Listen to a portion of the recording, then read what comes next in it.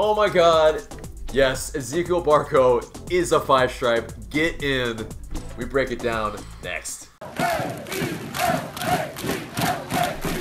Welcome to a transfer special where we break down the deal that finally happened. Ezequiel Barco to Atlanta United. And after a little bit of holdout from Ezequiel Barco in practice, and also a little bit of an ultimatum from Atlanta United, the deal finally gets over the finishing line, and it's you know, we all rejoice. Thank God. I mean, yeah. And if you could break down the numbers, man, it's, I mean, well, it's actually a lot better than I thought. Reportedly, it's going to be a $15 million fee with 30% sell-on clause until 2020. After 2020, that sell-on clause drops to only 10%, which is fantastic. So hopefully, hangs out for 3 years, balls out, and at 21, we sell him to Europe for a boatload of money, no pun intended.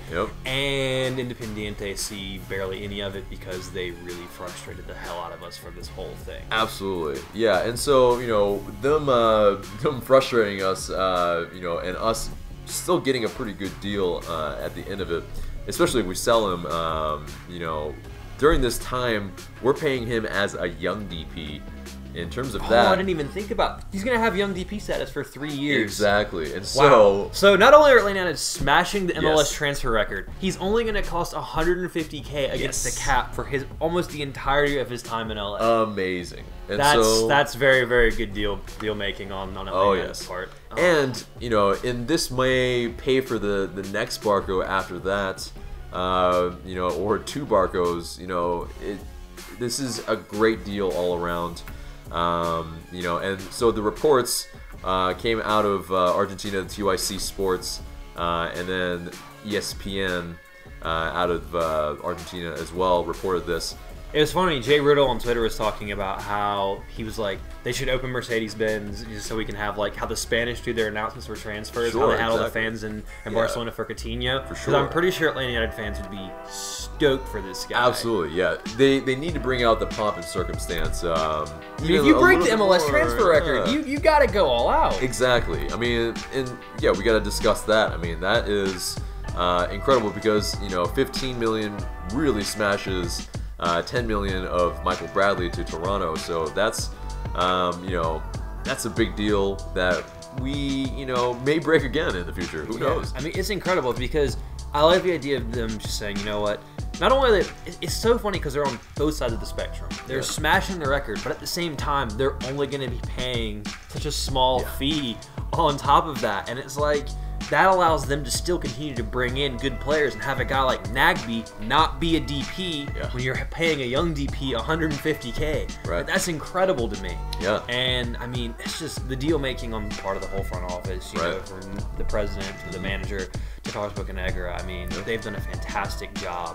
And it's incredible. And keeping it under wraps as well. Yeah, keeping it under wraps. I mean, the club hasn't really had any leaks. They haven't had too many open comments about it, which I like because, you know, the more business you do behind closed doors, the better and quicker it can get done. And Independiente, on the other hand, has been leaking left, right, and center. And for sure. Oh, it's just been so frustrating. But the fact that it's, you know, over, or almost over, is just fantastic. And now we can kind of think about, you know, how our lineup might kind of picture together, and you know, it's very tantalizing. It's you know, Joseph up top, Barco left wing, you know, can spell Miguel Almiron at the 10. I think he's Miggy's replacement. I think probably. Like, when Miggy moves on, I think you could definitely see Barco shift into that middle, just because his close control and his dribbling ability and his passing array and his cool head under pressure is fantastic. And in the system United play, that's incredible because I mean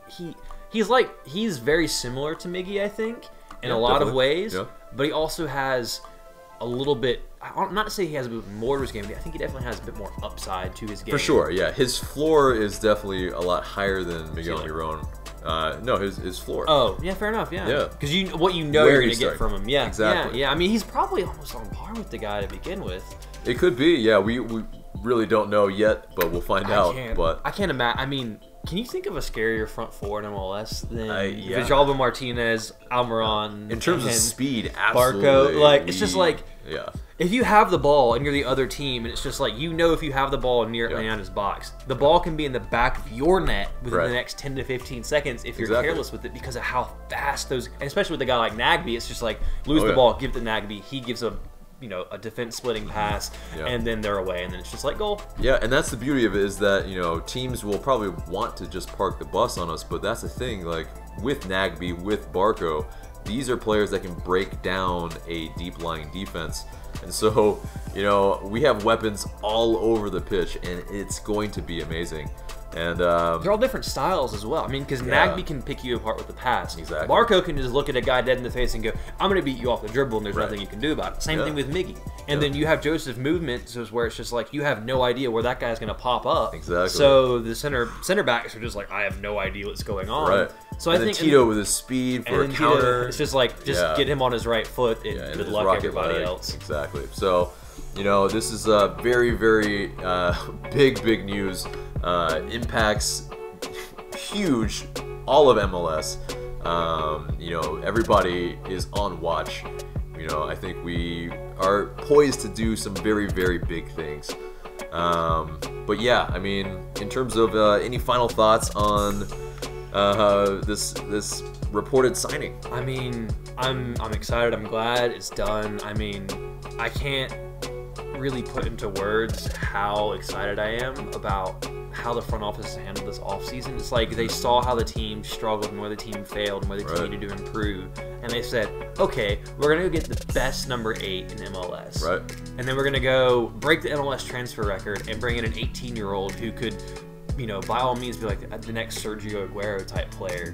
I mean, from Independiente, like skill level. Exactly. It's just like, and speaking of Sergio Aguero, he also came from Independiente, and Barco's signing out of there is reportedly the second highest behind Aguero, which is just like that tells you something. I mean, they talk about him with the potential of having a skill. I mean, he's a different player, but having the talent level of a player like Aguero, that blows my mind, because if his value is that, and he develops under Atl Utd, which I think he will, and he plays a lot, which he will, then I mean, you could be looking at a world-class player that really got his career going at Atlanta United. Right. And it puts us on the map. It puts us on a global scale. And it puts MLS on the map, because if you have a young player like that moving to Atlanta instead of, say, to an Atletico Madrid or like a Villarreal or a Valencia or something like that, or just these Spanish teams where they usually go, then that gives credence to the MLS as a whole. So I think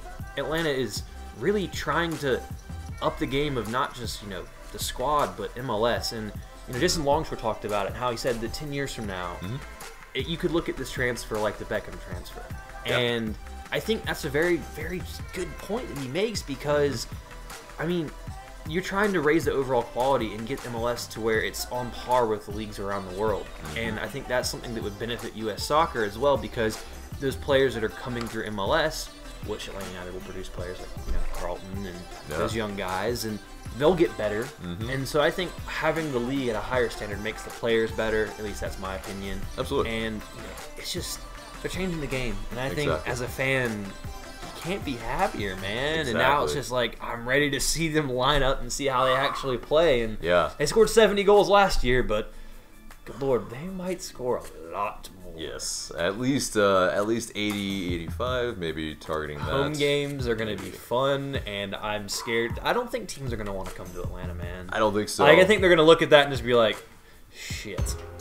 So that's it for us today on a momentous day. Ezequiel Barco is a 5-stripe. Amazing stuff. Finally, it's over. Yes. But thank you guys for joining us in this transfer special. We appreciate you guys watching. Remember to smash a like, subscribe if you haven't, and we'll see you in the next video.